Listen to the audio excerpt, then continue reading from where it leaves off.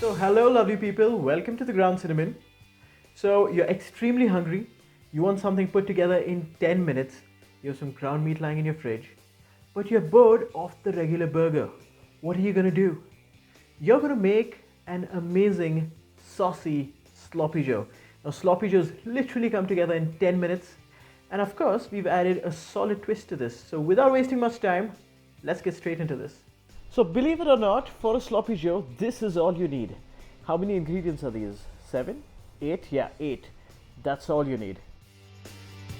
So from the top, here I have 300 grams of meat. Now you could use any meat, but it has to be red. So I'm using goat meat, but again, traditionally and according to me, you should use beef. I'm using goat because it's really easily available over here.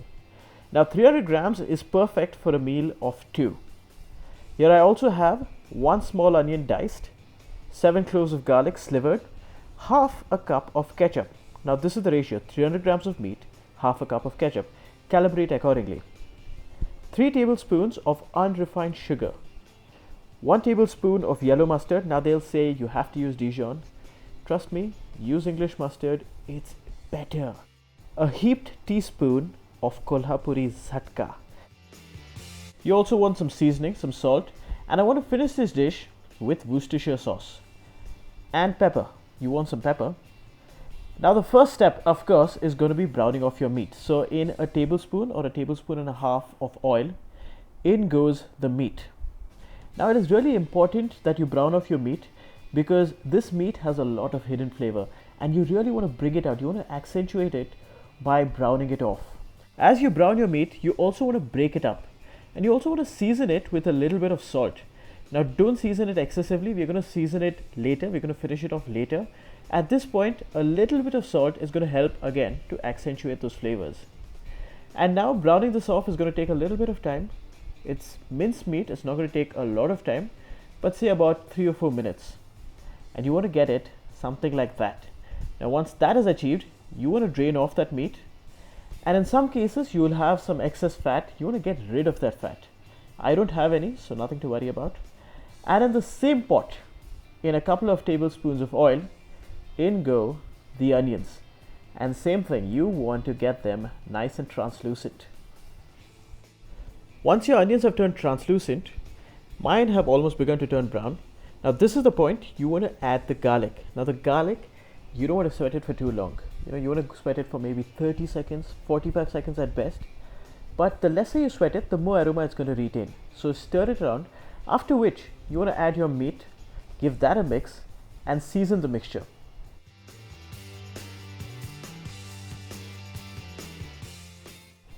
Now the meat is already cooked, so you don't want to cook this for any longer. And so, one by one, you want to go in starting with the ketchup. Next, we're going to go in with the brown sugar. 3 tablespoons of unrefined brown sugar. Once you add it in, you want to mix it in and you want to wait for it to melt into the sauce, become a part of the sauce. Now, I know most of you are going to say that ketchup is already sweet. Why more brown sugar? Well, sloppy joe, you add more sugar. After that, you want to follow it up with the yellow mustard and a dash of the Worcestershire sauce. Also crack in some pepper, about 15 turns of the pepper mill, but don't add the chili yet. You want to hold back onto it. Now you want to let this sauce simmer for about 2 to 3 minutes. And in 3 minutes, the first thing you want to do is turn the flame off. And in the regular world, you would have gone in with a heaped teaspoon of paprika. But in my special world, we go in with a heaped teaspoon of Kolhapuri Zatka. So again, you want your flame off and you want to stir in a heaped teaspoon of Kolhapuri Zatka. Now the reason you want the heat off is because you want this flavor from the paprika or the Kolhapuri Zatka to be an afternote. If it was on, it would have mixed into the sauce and it would have come right in the beginning. So always remember, if you want the spiciness of a chili to come out right at the end, always cook it in some residual heat like I am. And by the way, our sloppy joe Zatkas are ready. Let's get plating them. So before assembling our burgers, we need to toast our buns. Now how do you toast buns? Butter. If you're vegan, you might use oil. But I'm going to teach you an evil yet decadent way of toasting your buns. we are going to use mayonnaise. So a layer of mayonnaise on both sides of the buns, and this goes on a super smoking hot pan. And in a bit, you're going to have something awesome. So what's going to happen is the acidity from the mayonnaise is going to make these toasts simply addictive. And just look at these. They're perfectly browned, they're perfectly crispy, and they're perfect to assemble our sloppy joes. So you want to go in with about half of the sloppy joe mixture we made. A little more. Maybe a little more. And at this point, you could add some pickles. But there's a lot of acidity already coming in from the ketchup. You could also add a fried egg. It goes really well with this. Or you could keep it plain, like me. But you definitely want some crisps. Hey, I love ribbon pakoda, don't judge me. There you go, one of the easiest ways, the simplest ways to put together a burger or a sandwich, to be more technical. And the ingredients would definitely be available in your pantry. What? You don't have a Kolhapuri Zatka? You want to know how to make it? Alright, on popular demand, I'm going to show you how to make a Kolhapuri Zatka. To start off, you'll need some red chili pods. Now, there's no fixed formula as to how many red chilies to garlic, but say this is 25 grams of red chili pods to 2 tablespoons of garlic. Now, this is half a tablespoon of coriander seeds, half a teaspoon of dry mango powder. Some nice sourness is going to come from this. Half a teaspoon of garam masala. A fourth of a teaspoon of Asafoitida. Now this is really important. It's going to add a nice aroma. Some ginger, about an inch. And of course, seasoning. So we're going to start off by dry roasting our spices. So first up, I'm going to go in with the coriander seeds.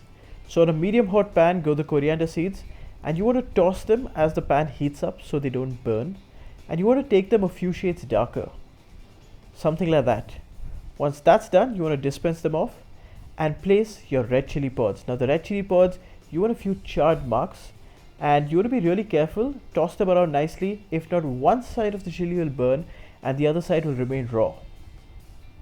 And now our dry roasting is done. Next, in a couple of tablespoons of oil, I'm going to fry off the ginger, garlic and the Asafoitida. Now I like doing this, it's not mandatory, but I like doing this because I like to take the raw edge off the ginger and the garlic. This also helps in increasing the shelf life of this chutney. Also the Asafoitida, it has to be fried off, if not it is too strong. So in 2 tablespoons of oil, I'm going to go in with the ginger and the garlic, and I'm going to keep the garlic whole. I'm going to fry it off till the garlic gets a little bit of a color, after which I'm going to add the Asafoitida. And you want to add the Asafoitida after you've taken the pan off the heat. Again, if not, it's going to burn. It burns really quickly. Add it to the oil, give it a stir and take it off immediately. And this is done. Next, we're going to get blending. So first up, the red chili pods. They go into a blender, but don't make it too fine. Keep it as coarse as possible. Something like that. And follow it up with the coriander seeds, the dry mango powder, the garam masala, the ginger garlic oil, ginger garlic Asafoitida oil. And you also want to season with about half a teaspoon of salt. Give it all a mix, and if everything has gone according to plan, you'll have a lovely paste. But we're not done yet. We need to add an acid component. Ideally, you'd add lemon juice, but I like adding vinegar. I think it gives a better kick.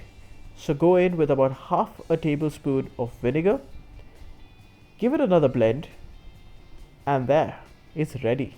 Kolhapuri Zatka is ready. So I've shown you how to make the easiest, the simplest sandwich in the world. I've shown you how to make a Kolhapuri Zatka. Now that Kolhapuri Zatka, that is decadent, man. It is going to give such a dimension to your standard sloppy joe. You guys are going to love it. You have to try it at home. Also, do support us by sharing, liking and subscribing. Thank you so much for watching, and I'll be back with another solid recipe.